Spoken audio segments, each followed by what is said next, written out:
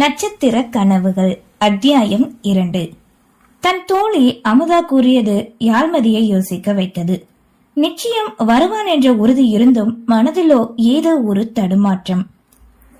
தன் கண்முன்னிருந்த கைபேசியை கண்டவளோ எதற்கு இந்த தடுமாற்றம், எப்போது வருவான் என்று அவனிடமே கேட்டுவிடலாம் என நினைத்து தேவாவின் எண்ணிற்கு அழைத்தாள். சில நொடி அழைப்பு சென்ற பின்னே எடுத்தான் தேவகிருஷ்ணன். ஹலோ மாமா, நீங்க எப்போ வருவீங்க?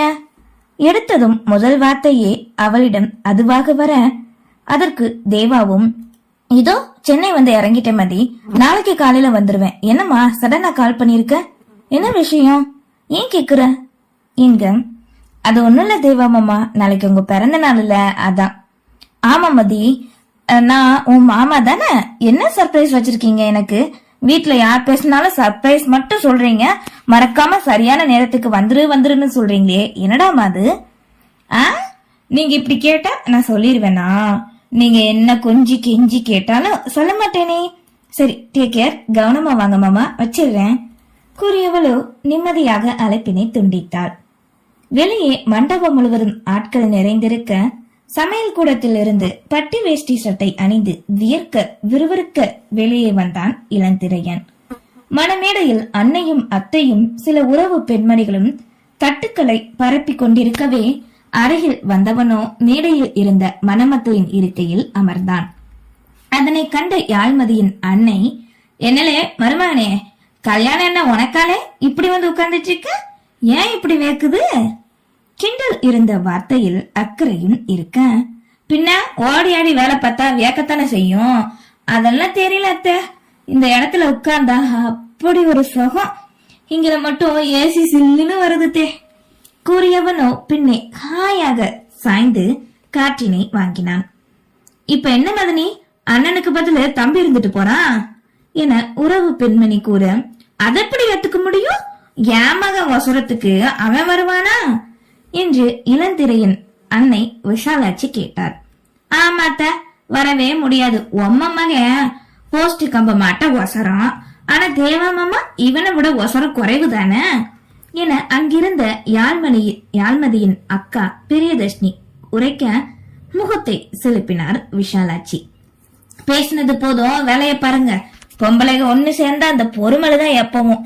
நான் வந்ததே தப்புதான், தாய் குளங்களா, உங்க பக்கம் எட்டியே பார்க்க மாட்டேன்பா என கும்பிடு ஒன்றை போட்டுவிட்டு செல்ல, அதே நேரம் தன் மகள் இளையராணி புகுந்த வீட்டினர் அனைவரும் வந்தனர். அவர்களை கண்டதும் விசாலாட்சி வேகமாய் சென்று முன்னே போய், வாங்க சம்பந்தி, வாங்க வாங்க உட்காருங்க, முன்னவே வந்திருக்கலாம்ல, இப்போதான் வரீங்களா? அம்மாடி ருத்ரா, எப்படிமா இருக்க, படிப்பெல்லாம் எப்படி போகுது அக்கறையோடு அவர்களின் மகளிடம் கேட்டார். அத்தை, நான் ரொம்ப நல்லா இருக்கேன், இன்னைக்கு காலையில தான் வந்தேன், மருமகள்னு சொல்லுங்க அத்தை. வார்த்தையால சொன்னாதான் மருமகளா என்ன? என் மனசுல என்னைக்கும் உன்னை பார்த்தேனோ அன்னைக்கே முடிவான ஒண்ணுதான், என் மருமகள்னு. அப்ப ருத்ரா கூப்பிடக்கூடாது. சரிடாமா, இந்த புடவை உனக்கு ரொம்ப அழகா இருக்குத்தா. இங்க போதும் போதும், உன் மாமியார் கிட்ட மெல்ல பேசிக்கலாம், அவங்களுக்கு வேலை இருக்கும், பார்க்க விடு என்றதும் மன்னிப்பு வேண்டியவள் இருக்கையில் அமர்ந்து கொள்ள, விசாலாட்சி வருகிறேன் என கூறி தன் வேலையை பார்க்க சென்றார். ருத்ராவின் விலைகள் என்னவோ அந்த மண்டபம் முழுவதுமே சொல்லன்றது. தன்னவனான இளந்திரையன் எங்கு இருக்கிறான் என்று ஏமாற்றம்தான், அவனோ அங்கு இருப்பதற்கான அடையாளமே இல்லாமல் போனது. வாசலுக்கு வந்த இளையராணியின் பார்வை முற்றத்தை கண்டது.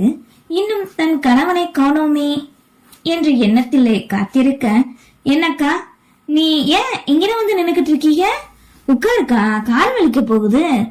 அருகில் வந்து அவளின் கரங்களை பற்றி கொண்டு கூறினாள் தமிழ்ச்செல்வி. அவங்கள இன்னும் காணுமேடி, இப்பதான் வள்ளியத்தை சொல்லிச்சு, மாமா பின்னாடி வராகலாம், என்கிட்டயும் அத்தா அதைத்தான் சொல்லிட்டு போச்சு, அதான் இங்க வந்து உட்கார்ந்துட்டு இருக்கேன் என கூறி முடிக்க, வாசலில் ராயல் புல்லட்டின் ஓசை கேட்டது.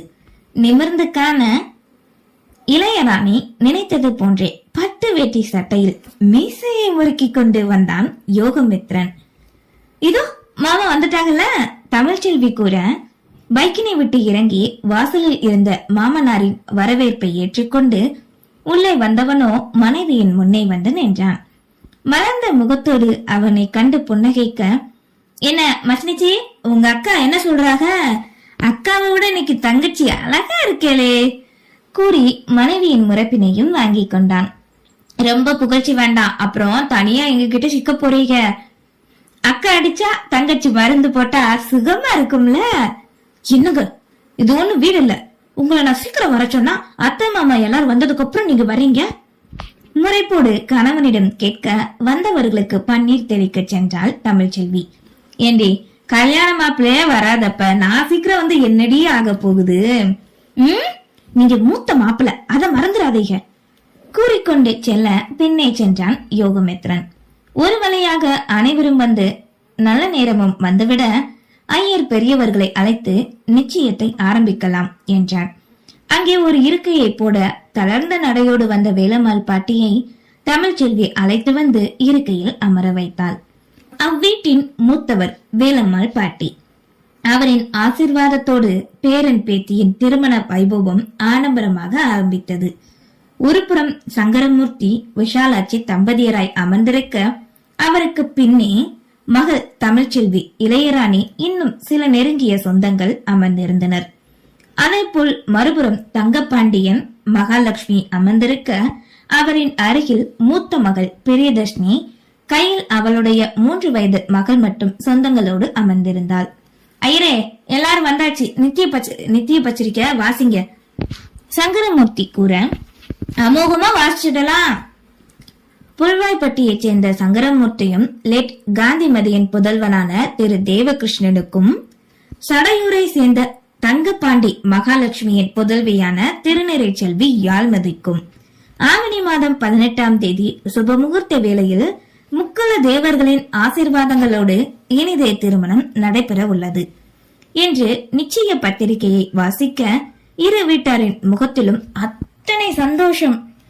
எங்கோ வெளியே சென்றிருந்த இளந்திரையன் அங்கே மணமேடைக்கு வர, கீழே இருக்கையில் அமர்ந்திருந்த ருத்ராவின் விழிகளோ அவனை மட்டுமே இமைக்க மறந்து கண்டது. ஆனால் அவனோ பார்வைக்கு கூட திரும்பி அவளை காணவில்லை. 6 அடிக்கும் மேல் உயரத்தோடு பளபளக்கும் பட்டு வேஷ்டி சட்டையில், கையில் ஒரு பிரேஸ்லெட், மற்றொரு கையில் நியூ மாடல் பிராண்ட் வாட்ச், கழுத்தில் மெல்லிய சங்கிலி, நெற்றியிலோ வியர்வையிலும் அழியாத கோடிட்ட குங்குமம். இளந்திரையன் பெயரில்தான் திரை வருகிறதோ தவிர என்றும் அவனின் மனிதனையும் சரி செய்கையும் சரி திரை போட்டு மறைத்ததில்லை. தனக்கு எந்த ஒரு சூழ்நிலையில் எந்த முடிவாகினும் தானே எடுத்துக் கொள்பவன். பெங்களூர் தனியார் நிறுவனத்தில் MCA முடித்து வேலை பார்ப்பவன். அண்ணனின் திருமணம் என்பதால் 3 தினங்களுக்கு முன் இங்கு வந்திருந்தான். தன் கரங்களால் சிகை கோதும் அழகோ அழகு அங்கிருந்த ருத்ராவை என்ன அனைத்து மங்கையர்களையும் கொள்ளையடிக்க வைத்தது. கட்டிக்க போற பொண்ணு இருக்காளே, ஒரு தடவையாவது திரும்பி பார்க்கணும்னு தோணுதா? ரொம்பதான் அலட்டிக்கிறான் வெள்ள குரங்கு. செல்லமாய் தன்னவனை திட்டிக் கொண்டாள் ருத்ரா. அப்போ நல்ல நேரம் முடியறதுக்குள்ள தட்டு மாத்திட்டு பொண்ணு வர சொல்லி நிச்சய புடவை கொடுங்க ஐயர் கூறவே, அதன்படி யாழ்மதியை லைட் ப்ளூ கலர் சாரியில் அலங்காரத்தோடு மேடைக்கு அழைத்து வந்தனர். அனைவரின் பார்வையும் மணப்பெண்ணான அவளின் மீதே இருக்க, மேடையில் ஏறி ஓரம் நின்றிருந்த இளந்திரையனின் பார்வையும் அவளின் மீதுதான் இருந்தது. சிறு வயதிலிருந்தே பார்த்தவள்தான் என்றாலும் பெண்களுக்கு அலங்காரம் ஒரு தனி அழகினை காட்டும் என்பார்களே, அதைப்போல் இன்று தனித்துவமாக தெரிந்தாள் யாழ்மதி. தன் அருகில் வந்து தாண்டி செல்ல, யாருட்டி இது, என் அத்தை பெத்த ரத்தினம் மதிதானா கிண்டலாக இழுத்து கொண்டு கேட்கவே, அவளோ வெக்கத்தோடு போமாமா கிண்டல் பண்ணாத தலைகுனிந்தவாறே கூறினாள். அச்சச்சோ, இப்ப தேவா இல்லாம போயிட்டானே, அவ ஆசைப்பட்ட மாதிரி இன்னைக்கு தான் இருக்க நீ. இல்ல என்னைக்கு ஓந்தல குனிஞ்சது மாமா சினுங்க, பொண்ணை கூட்டிட்டு வாங்கோ என்க தமிழ்ச்செல்வியும் பிரியதர்ஷினியும் அழைத்து வந்து மேடையில் அனைவரின் முன் நிற்க வைத்தனர். வணங்கிக்கோமா எல்லாரையும் பார்த்து என்றதும் வந்தவர்களுக்கு வணக்கம் தெரிவித்துவிட்டு அவளின் முன்னே நிச்சய தாம்பூல தட்டுகளை மாற்றினர். பின் மாப்பிள்ளை வீட்டார் எடுத்த புடவையை அவளிடம் கொடுக்க வாங்கிக் கொண்டு அணிந்து வர சென்றாள்.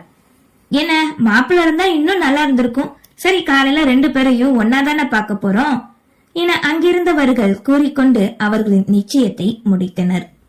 இங்கே தேவகிருஷ்ணன் அதித்தி இருவரும் மாளிகை போன்ற பங்களா வீட்டிற்குள் நுழைய அவர்களின் வருகைக்காகவே காத்திருந்தனர் அதித்தியின் பெற்றோர். காரினை விட்டு இறங்கியதுமே வேகமாய் வந்து அதித்தியின் தந்தை பசுபதி வரவேற்றார். வாப்பா, வா வா தேவா. இரு கரம் நீட்டி அழைத்தவாறே வர இறங்கியவனும் மென்மையை அணைத்துவிட்டு ஆசீர்வாதம் வாங்கினான். அருகில் நின்றிருந்த அன்னை ராதிகாவையும் கண்டு நலம் விசாரிக்க பின்னே அனைவரும் உள்ளே சென்றனர். ஹாலில் இருந்த சோஃபாவில் அமர வேலைக்காரியும் வந்து அனைவருக்கும் ஜூஸ் கொடுக்கவே வாங்கி கொண்டனர். அப்புறம் தேவா, எப்படி போனது படிப்பு, வாழ்க்கை, லைஃப் எல்லாமேவும்? அங்கிள் சொல்லவே வேண்டாம், அவ்வளோ அருமையா போனது அங்க. அப்போ நீ என் பொண்ணை பத்தி கவலைப்படாம இருந்திருக்க. அச்சோ அங்கிள், என்ன நீங்க இப்படி சொல்லிட்டீங்க? அப்புறம் உங்க பொண்ணு பொங்கிட்டு வந்துட போறா. சரி, எங்க ஆதிய காணோம்? நீ வரதுக்குள்ள வந்துடுறேன்னு சொன்னான்ப்பா. அதுக்குள்ள காலேஜ்ல முக்கியமான மீட்டிங் நடக்குதுன்னு சொல்லிட்டான். நைட்டு வந்துருவான்ப்பா. It's okay uncle, no problem என்றான். தேவா, இப்பதான் நீங்க எல்லாருமே ஆசைப்பட்ட மாதிரி நீ எம்டி முடிச்சிட்டு வந்துட்டியே. இனி உங்களோட மேரேஜ் பத்தி வீட்டுல பேசலாம்லப்பா. அதித்திக்கும் கல்யாண வயசு வந்துடுச்சு என தன் மகளை எண்ணி கவலையோடு ராதிகா கேட்கவே, சாரி ஆண்டி, எனக்காக உங்க எல்லாரையும் நான் காத்திருக்க வச்சுட்டேன்ல. என்னப்பா நீ யாரோ மாதிரி பேசுற?